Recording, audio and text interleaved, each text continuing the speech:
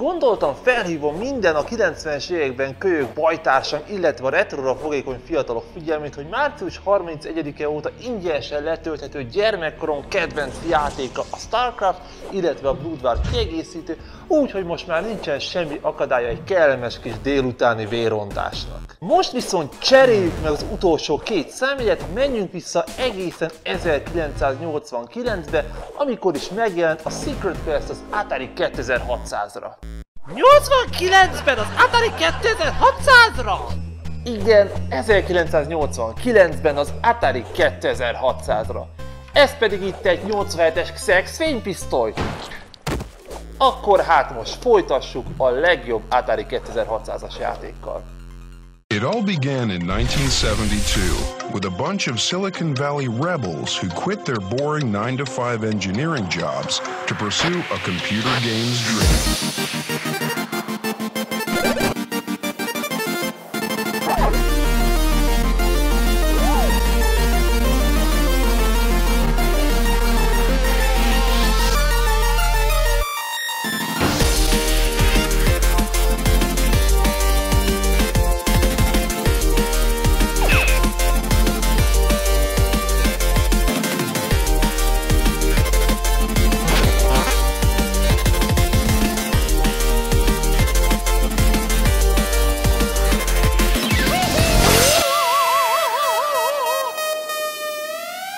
1989. Magam 2 éves lehettem. Az Atari Jack Tramiel kormányzása alatt. Az Atari egész macskafarmot tartott javában készült a később leállított 32 bites Panther és a 64 bites Jaguar, szeptemberben megjelent a Lynx nevű handheld. A Xex nevű utolsó 8 bites számítógépük, mely a 400-800 modellek örököse és az Atari 7800 még gyártás alatt voltak, de a hozzájuk fűzött reményeket nem érték el, ahogyan az amúgy kiváló minőségű Atari ST számítógépek sem tarolták le a személyi számítógép piacot. De ami igazán félelmetes, hogy nem csak a Xex, illetve a 7800 maradt gyártásban 1992. január 1-ig, hanem bizony ez a kicsike is, különösen Európában. Az Atari 2600 Junior volt a szegény ember videójáték konzolja, mely olyan nagyágyuk mellett maradt fel, mint az SNES vagy a Sega Genesis. De hát ez mégis hogy a felébe történhetett? A válasz egyszerű, rengeteg játék készült rá, az Atari 2600 több mint 500 játékkal rendelkezett, rengeteg maradt meg a nagybukás előtti évekből, és az ára mindenféleképpen kedvezőbb volt az új masináknál. Viszont érdekes módon ezekben az utolsó években derült ki, hogy a felhalmozott tapasztalattal, valamint a fejlesztői kreativitással ebből az 1977-es alapokra épülő, bitangegyszerű, mégis egy időben nagyon körülményes hardwareből, a megfelelő trükkökkel, illetve a kazin belüli tuningokkal mi mindent ki lehet hozni. Ahhoz, hogy érthető legyen, elmesélek egy történetet. Tessék, itt ülök egy plénbe csavarva, savanyú cukorkát szopogtatva, és a könyvet is már alig látom. Nagypapa lettem unokák nélkül. Nolan Bushnell gyönyörűen kivágta a Warner a saját vállalatából, mert nem volt olyan pénzcentrikus és ügyes marketinges, mint Raymond Cassar. Hát lehetséges, hogy nem volt egy okos dolog a Pong Arcade Machine atyát kitolni a fejlesztésekből és rábízni a Chuck E. Cheese videójátékos étteremláncnak a vezetését, mert aztán az által alapított Exxonhoz voltak kénytelenek fordulni a végórákban. Exxon sem állt éppen jól anyagilag, ezért örültek a megkeresésnek. Nolan ráadásul úgy mondott igent, hogy meg sem kérdezte a munkatársakat, hogy akarják-e újra az Atari Assembly-t ölelgetni. No, God! No, God, please, no! No! No! No! Az Exxon úgy foglalkoztatta Todd Fryt, aki a Pac-Man és a Defender portokat vitte az Atari 2600-ra, de dolgozott a Sword Quest szérián is. Fry dolga volt a Saving Mary fejlesztése, ami ugyan rajta volt az Atari Flashback-emen, de sajnos mivel azt eladtam, így nem tudom bemutatni nektek. Egy lányt kellett volna kimenteni a vízzel telítődő gödörből elemek ledobásával, ami talán az Atari 2600-on található leokosabb mesterséges intelligencia lehetett volna, a Choice tudta, hogyan kell egyre feljebb mászni, hivatalosan sajnos nem jelent meg. Végül 2 játék jelent meg az Exxon által, az egyik az Off the Wall című sárkányölős Breakout játék, a másik pedig a Steve DeFrisco által programozott Secret Quest. És ez utóbbi volt az utolsó játék, ami az USA-ban megjelent a konzolra, viszont a borítóján egy egészen pofátlan dologra lettem figyelmes. Nolan Bushnell játéka, videójáték tervező és Atari úttörő. Fordítsuk csak meg! Izgatottan várom, hogy új játékokat tervezzek minden idők legkeresettebb videójáték konzoljára. Micsoda? Csak a pénz kellett, ezt szemét, a munkát meg kiosztottad másnak! Emlékszem, voltak 90-es években azok a zenekarok, mint mondjuk a Milli Vanilli vagy idehaza a Fresh, akik nem énekeltek, csak tátogtak a színpadon, illetve amikor a kínai államünnepségen nem ugyanaz a kislány volt a színpadon, aki amúgy a dalt fölénekelte. Na ez ugyanaz a szintű seggfejség, mint amit Steve the Frisco-val műveltek. Most gondoljatok bele, mi lenne, és csak rátátognék valakire azért, mert ilyen marhára jóképű vagyok. Szóval Nolan olyannyira izgatottan várta a dolgokat, hogy több játék igazából meg sem jelent arrafelé a videójáték konzolra, viszont Európában érdekes módon jelent még meg pár játék, köztük utolsóként az Acid Drop 1992-ben. Ez nekem olyan ismerősen hangzik, mintha már beszéltem volna róla. Nézzük csak meg!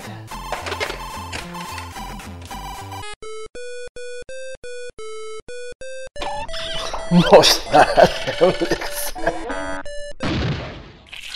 Szóval Nolan Bushnell volt a név, Steve the Frisco pedig az agy, aki valami hihetetlent hozott össze a koncepcióból, amit Nolan kiadott neki.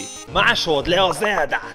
Ennyi! Egy 1989-es Atari 2600-as játék, amit egy 1986-os NES játék ihletett. Hát ezt azért félelmetes kimondani.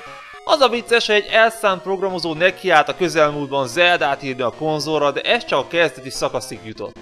De nem leszek igazságtalan, mert ebből a rendkívül sivár és kényszeredett alapötletből egy olyan játék született, ami mellett viszont igazán hülyeség elmenni.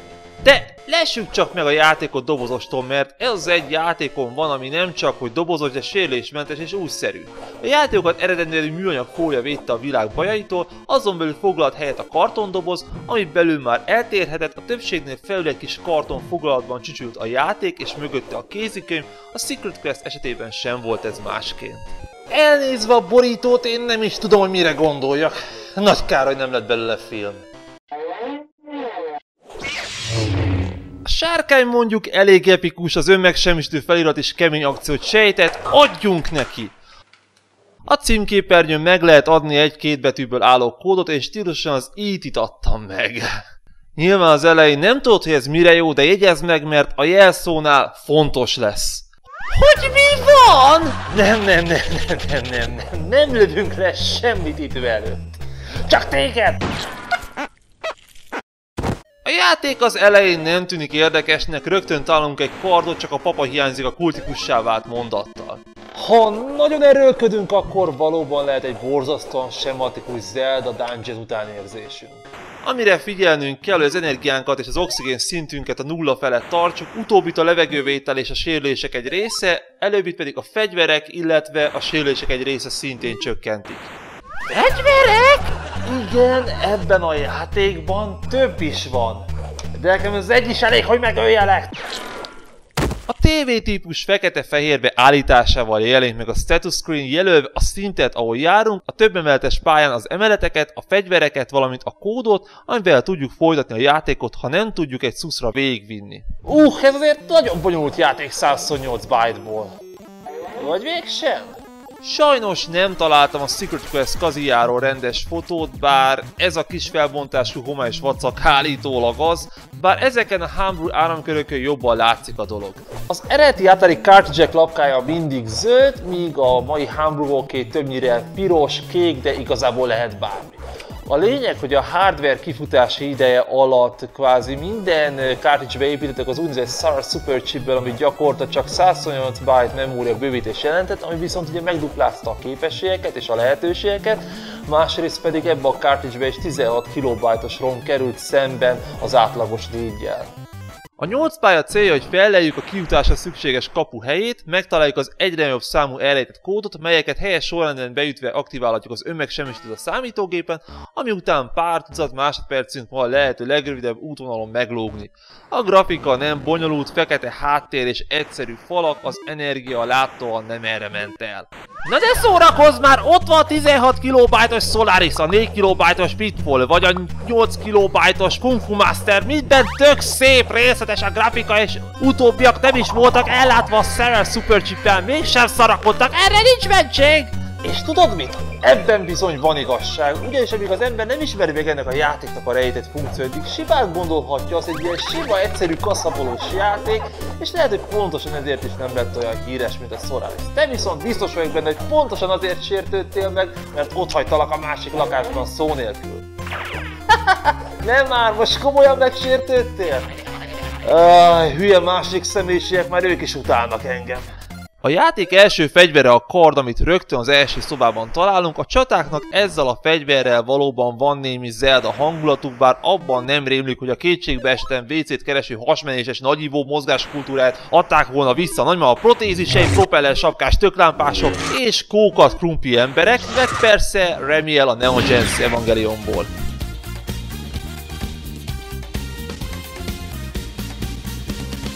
A játék későbbi szakaszában megismerhetjük a titkos lépcsőket nyitó kürtöt, a hangágyút és a részecske sugarat. A hangágyú nem csak sebzi, de bénítja is az ellenfeleket rövid időre, a részecske sugár a sima lövedék, de legalább durván sebez. Érdekes módon a legnyerőbb taktika, ha verébre és ágyúval lövünk, mert a valódi ellenfél amúgy is az útvesztő, de erről majd később. És vajon az Útvesztők 4 című film The Maze 4 Secret Quest néven jelenne meg? Levédetem a jelmezötletemet!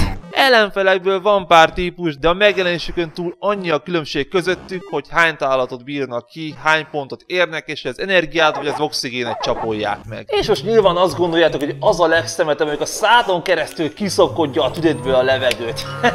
Nem. Onnantól kezdve, hogy nincsen energiát, kvázi esélyed sem lesz levegőhöz jutni, szóval olyanná válsz, mint egy szívószájszer nélküli szúnyog, mely már csak álmodik a vérről. Ez az igazi szadizmus. Amint megszereztük a részecske sugarat, az ellenfeleknek nem sok esélyük marad, kivéve a kígyókat és a sárkányokat, amiket előtte a hangágyúval le kell bénítani. Persze néha ettől még el fogunk patkolni párszor, és nincs continue, be kell ütni a jelszót. A játék legszokatlanabb része pedig a már említett jelszórendszer, ami tényleg ledöbbentett. Tudomásom szerint 2 játékban található ilyen, az egyik a rendkívül ritka és beszerezhetetlen csak az USA-ban megjelent Survival Island, ami a Starpack Supercharger-re jelent meg, és sokan talán nem is tudnak a kódról, mert el sem érték az első pálya végét, a másik pedig a Secret Quest, amiben ez némileg magától értetődőbb, 16 szimbólumot forgathatunk körbe 12 helyen, érdekes módon a kódolást nem bonyolították túl, az alsó sor első és harmadik szimbóluma ellenőrzi a játék elején beütött 2 betűt, az utolsó pedig az ellenőrző bit, melynél pontosan annyit kell felfele ütni, amennyit az összes többinél felfele ütöttél. Az első szimbólum a fegyvered, a harmadik a pályát állítja be, az ötödik az oxigént, lent az utolsó előtti pedig az energiát, a többi pedig a pontszámot tárolja. És az a szörny, hogy ezt tényleg nem én törpöltem ki 2 üveg koccitos között, valaki tényleg rászánta az időt, az energiát, és persze az oxigént is, hogy ezt megfejtse. Hogy mi kockapasik, mennyit képesek vagyunk megtenni egy falatka elismerésért? Miért is beszélek itt a kódképernyőről? Mert több időt töltünk el rajta, mint a játékon! Na mindjárt kész! Mi a büdös szólnál meg? Ezt nem hiszem el! Most miért? Hogy segbe 3 terhes macska! Hogy fosódnál halálba! A jelszó képernyő a legidegesítőbb dolog az egész játékban, miért nem lehetett a tűzgomba váltó és az oldalirány a csúsztatás? Akkor egy memberi jó tanács, amikor a jelszót üt be, inkább használd a joystickot, mert kisebb eséllyel fog elcsúszni az ujjad. Játék közben pedig az Atari 7800 D-pedes irányítóját, vagy pedig egy Sega Genesis kontrollert a B gombbal a tüzeléshez. Ennek persze ott van az a hátrány, hogy a foglalat nem igazán szereti az állandó buzerálás, idővel el fog engedni a forrasztás. A játék szadizmusára amúgy jellemző, hogy nem tudhatod előre mikor mit vár. Én például simán elkardoztam magam az 5. szintig, és ott eltököltem egy teljes délelőttet, mire rájöttem, hogy a harmadik pályán nem találtam meg a hülye hangkürtöt, amit valamiért pályánként kell újra megtalálni, pedig mind ugyanúgy szól, és hát ezért nem jutottam meg a titkos átjárót, és nem találtam meg a hangágyút. Ami nélkül az 5. finoman szólva is impossible, úgyhogy kezdhettem a harmadik pályától újra. Látom, megkínzod magam nélkülem is, megkímélem az életet. Lehet, hogy ideje volna elkezdem félni. Szóval a játék igazán a 6. pályán nyomja vélet a fejed a tyúkszarba, úgyis, ha nem az általa kitalált ideálisnak gondolt útvonalon mész végig, akkor gyakorlatilag nincs visszaút, nincsen lépcső az előző szintre, ott ragadtál örökre.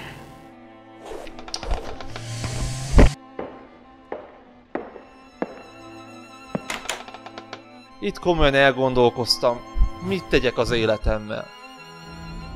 De eszembe jutott, talán a föld sok milliárd emberéből van valaki, aki jót akar nekem, ezért megnéztem, van-e walkthrough. Mit ad Isten van, csak éppen a 6. pálya harmadik soránál rögtön hazudik, mert arra bizony nem a kürt van, hanem a kürt lépcsője.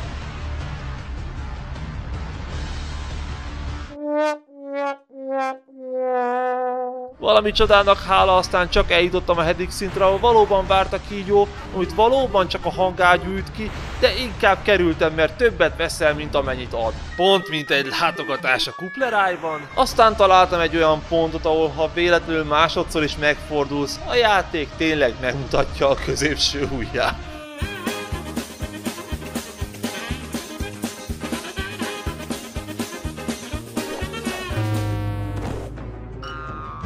Öregem, szánalmasan festesz! Még 2 pálya van és felad a felénél! Ennyit adott neked az Anime Critics? Melyik szaranimét hagytad félbe annó kielemzés nélkül? Ez az, feküdj csak, feküdj, amíg be nem lep a por, és köbd le a tükörben azt, akivé váltál! Igaza van, a 2 pálya nem pálya. Az enyém leszel, még ha bele is tömlő. Egy agyvérzés még simán túlélhet.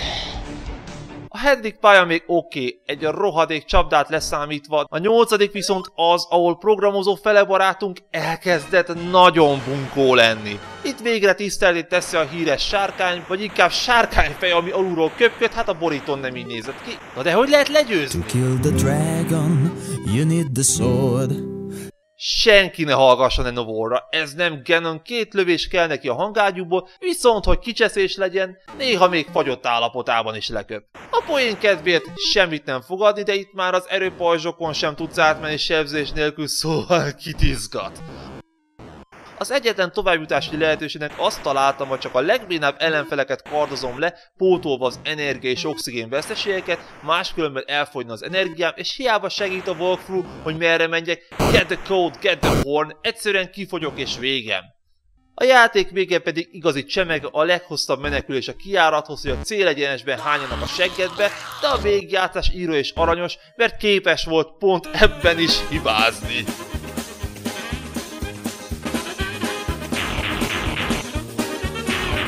Aztán a végén kapunk egy Atari 2600-tól szokatlan, szépen animált outrót, a zene hihetetlen, hogy elfért 256 byte-ban, Steve the Frisco bocsánatot kér, és a végén még egy Star Trek utalást is kapunk. Na jó, de hogy kapunk egy fura prüntjögést és Tidal Scream, még egy gratuláció sem jár nekünk!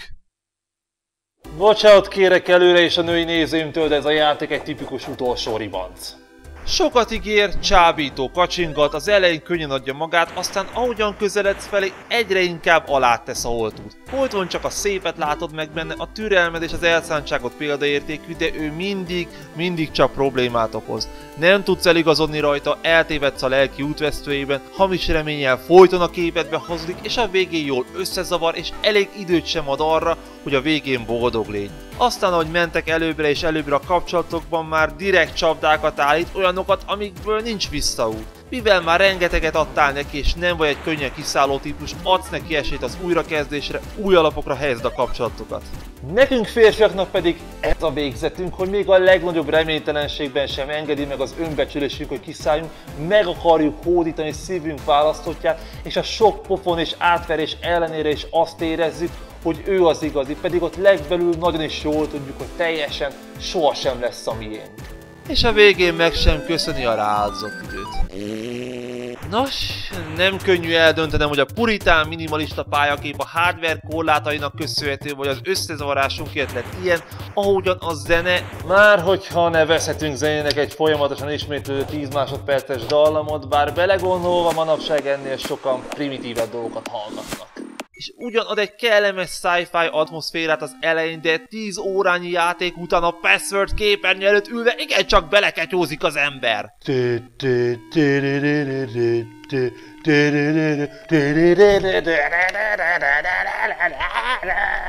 de ilyen programozási bravúrt végrehajtani és ennyi elemet beletömni, miközben Atari már minden játék élményszám megy, ami nem a pontszámról szól, valami eszméletlen. Gyakorlatilag olyan, mint egy küllemében nagyon lebutított Commodore játék, ellenben a játékelemekben nincs miért szégyenkeznie. Úgyhogy igazán hányni tudok ettől a sportszerűtlen dögtől, de mellette viszont párhuzamosan imádom, mivel minden megvan bennem, egy igazán idegtépő játékhoz kell, márpedig nekem ez a műfajom. Egyszer azt találtam mondani a páromnak egy veszekedés után, hogy pontosan olyan számra, mint a Secret Quest, hogy néha egyszerűen kihajítanám az ablakon legszívesebben, de közben meg a világ minden kincsért sem válnék meg tőle. Szóval azt hiszem, akárhogyan is alakuljon a gyűjtő szenvedélyem, ez a játék maradni fog, és talán, hogy elpatkolok a koporsomba és magam mellé tetetem. Viszont búcsúzzunk el az űrlabirintusoktól és a 80-as évek utolsó napjaitól, és lovagoljunk előre egészen a közelmúltig, úgy az Atari 2600 mind a mai napig kultusznak örvend. Így még ha a Zelda nem is, de a Sonic a közelmúltban kapott egy átiratot az Atari 2600-ra. Gyűrűzzük tele magunkat és pattogjunk át a következő epizódra.